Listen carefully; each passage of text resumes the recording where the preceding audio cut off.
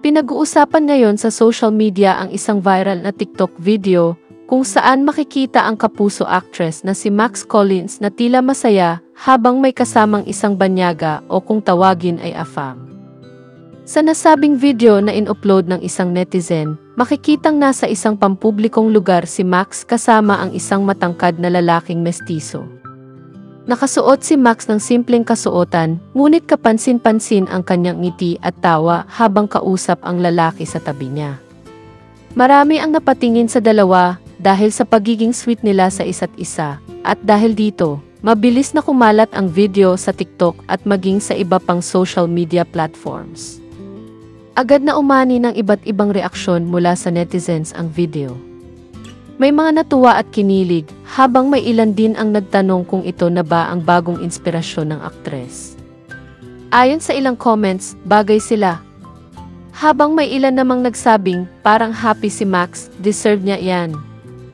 Gayunpaman, may ilang netizens din na nagtanong kung ano na ang estado ng relasyon ni Max at ng kanyang dating asawa na si Pancho Magno, lalo't naging tahimik ang aktres sa kanyang personal na buhay nitong mga nakaraang buwan.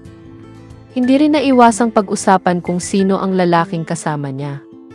Maraming haka-haka ang lumabas, may nagsabing isa raw itong model o foreign actor na bumisita sa Pilipinas, habang ang iba naman ay naniniwalang kaibigan lang ito ni Max. Hanggang sa ngayon, wala pang pahayag ang aktres tungkol sa video o sa lalaking kasama niya. Samantala, sa kabila ng isyung ito, patuloy pa rin ang pagtrending ng video. Tila maraming netizens ang mas naging interesado ngayon sa buhay personal ng aktres. Sa comment section ng viral post, kapansin-pansin ang suporta ng mga fans ni Max na nagsasabing, kung saan siya masaya, susuportahan namin siya.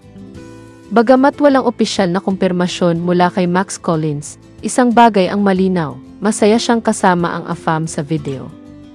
At para sa karamihan ng netizens, sapat na ang makita siyang umiti at tumawa muli.